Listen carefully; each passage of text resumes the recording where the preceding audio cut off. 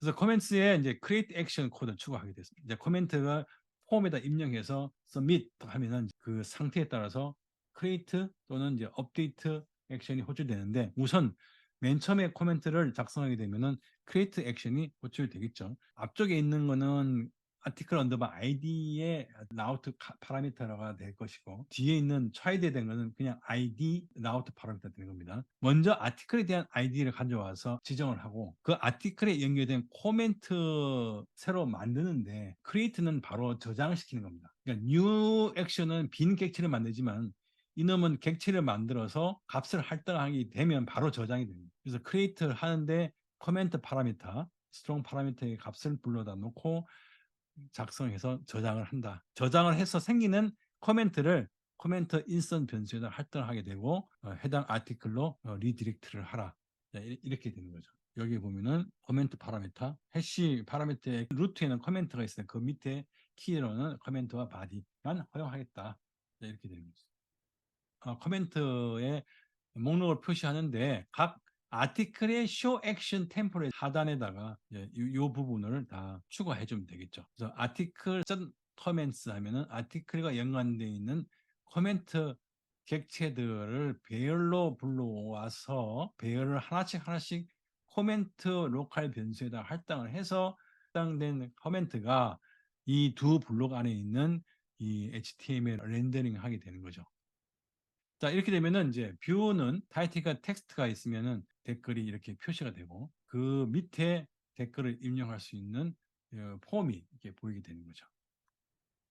자, 코드 리팩토링에 대한 겁니다. 중첩 코드가 없게 하는 Don't repeat yourself, DRY. 개발자라면 리팩토링은 항상 필요하죠. 그리고 유지 보수를 위해서라도 필요하고, 레이즈에서는 파샤를 많이 활용을 합니다. 댓글 하나하나에 대해서 동일한 폼으로 이제 만들어지기 때문에 그것을 다 언더바 코멘트.hrb 파일로 빼내는 거죠. 거기에는 이제 코멘터와 이제 바디에 대한 내용이 이제 들어갈 것이고, 그리고 리팩토링 결과는 이런 식으로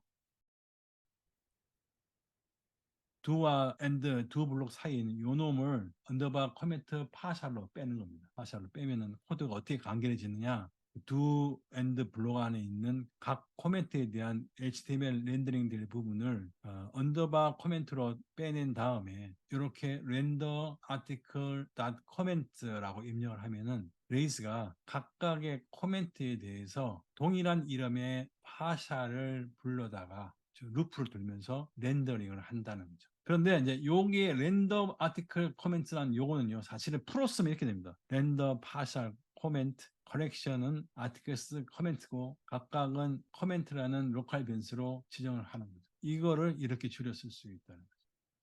코멘트 폼의 리팩토링. 코멘트의 폼 부분도 코멘트의 언더바 폼, HTML 그래서 폼으로 빼낸 다음에 add 코멘트에 렌더 코멘트 폼 하면은 얘가 뷰에 코멘트 폴더에 언더바 폼을 찾아오는 거죠. 실제로 파샬의 이름은 언더바 붙지만 실제로 이 경로에서 렌더하는 그 경로를 쓸 때는 언더바를 쓰지 않습니다.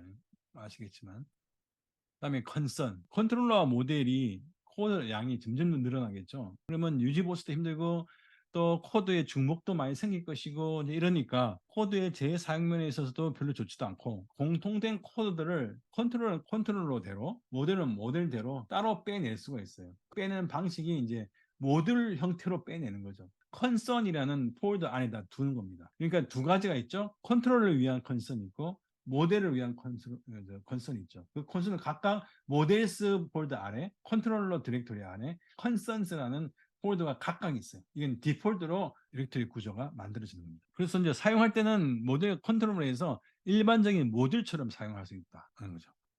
예를 들어서 스테이터스라는 그 속성을 하나 추가하는데 아티클과 코멘트 각각에 대해서 스테이터스라는 컬럼을 또 동일하게 추가를 하는 것. 그 스테이터스는 뭐냐면 public, private, archive란 세 가지의 값을 가지는 스테이터스를 지정하는 거죠. 퍼블릭은 모든 사람한테 공개되는 그 아티클, 또 공개되는 코멘트. 프라이빗은 나만 볼 수 있는 거고, 아카이브는 그냥 그 삭제됐지만은 데이터에 남아 있는, 이렇게 하는 목적의 스테이터스 컬럼을 이제 추가해서 컨선을 어떻게 사용하는지를 이제 알아보는 거죠. 그래서 각각 마이그레이션을 파일을 작성하는데 하나는 이제 아티클에 대해서 또 하나는 커멘트에 대해서 스테이터스라는 컬럼명을 추가하는 마이그레이션 파일을 작성한다. 그때 추가하는 마이그레이션 파일은 스테이터스 스트링 각각 이렇게 추가한다는 거죠.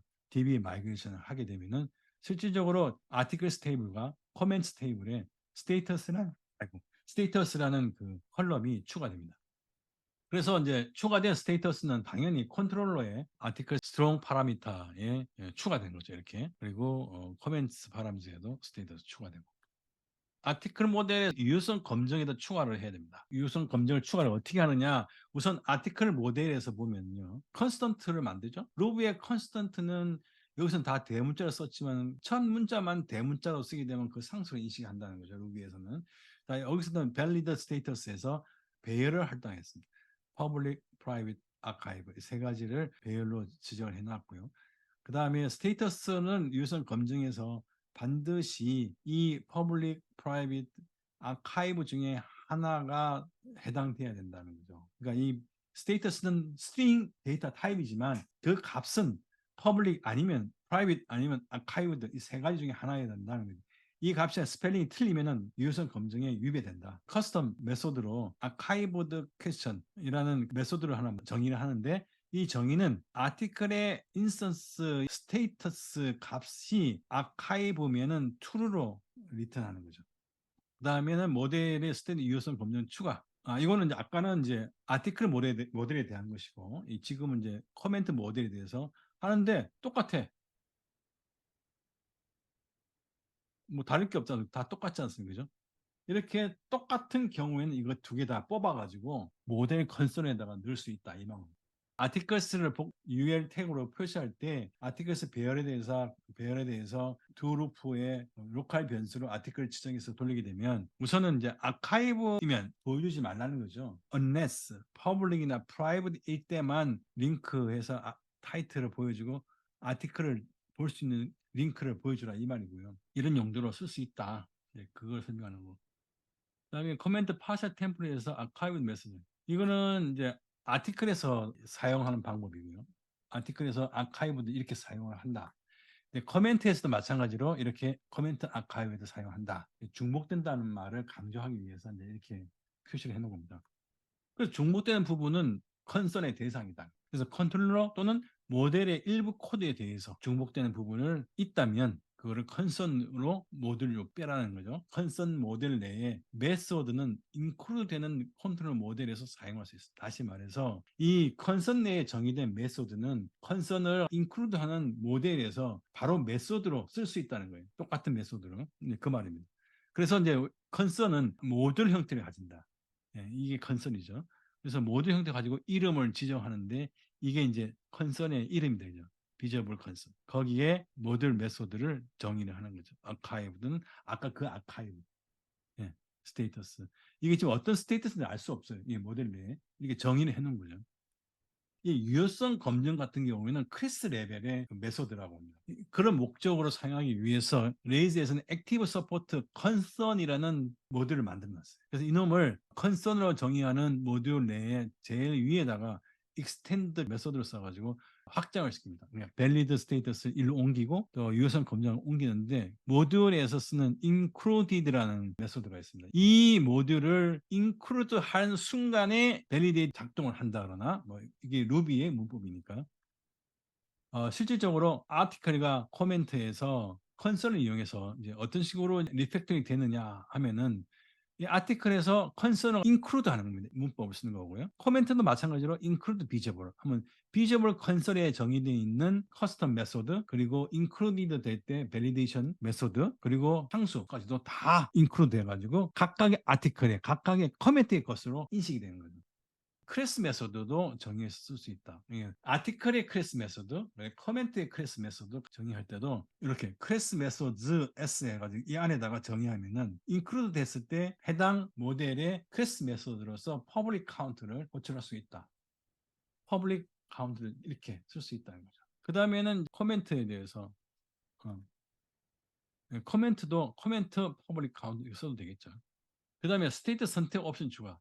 스테이터스가 이제 그 문자열이지만 유저 인터페이스의 폼에서 이렇게 셀렉트를 써가지고 편하게 선택했을 때 값이 들어갈 수 있도록 하면 유저 인터페이스가 상당히 멋지게 보이겠죠. 아티클에서 폼, 코멘트 폼에서도 둘 다 쓸 수 있다. 코멘트 삭제하기는 마찬가지로 딜리트죠. 터보 메소드, 터보 컨펌. 요거는 좀 기억을 해 두시는 게 좋습니다. 이런 식으로 코멘트 삭제하는 드로잉 메서드는 이런 식으로 추구한다. 먼저 아티클을 먼저 가져오고 그 아티클에 연결되어 있는 코멘트 중에서 해당 코멘트 아이디를 가지고 찾아서 코멘트 인스턴스 할당을 하고 그 코멘트를 디스트로이 액션을 호출하게 되는 거죠. 이런 식으로 아티클 코멘트에서 파인드 한다. 아티클과 코멘트가 has many belongs to 관계로 연결되어 있는데 아티클이 페어런트고 코멘트가 child일 때 페어런트를 하나 삭제했을 때 그와 연결되어 있는 코멘트도 같이 삭제해 줘야만 되지 않겠느냐. 왜냐하면 아티클만 삭제하면은 아티클과 연결되어 있는 코멘트들은 갑자기 부모가 없어지는 고아가 되어버리는 거죠. 이 고아들은 아무런 쓸 용도가 없는 거예요. 그러니까 데이터베이스에 그냥 공간만 차지하는 그런 꼴이 되는 거죠. 그래서 이 고아들은 부모가 삭제될 때 같이 삭제되는 것이 전체적인 자원 관리에서도 좋다는 거죠. 그런 목적으로 쓰는 옵션이 Dependent Destroy다.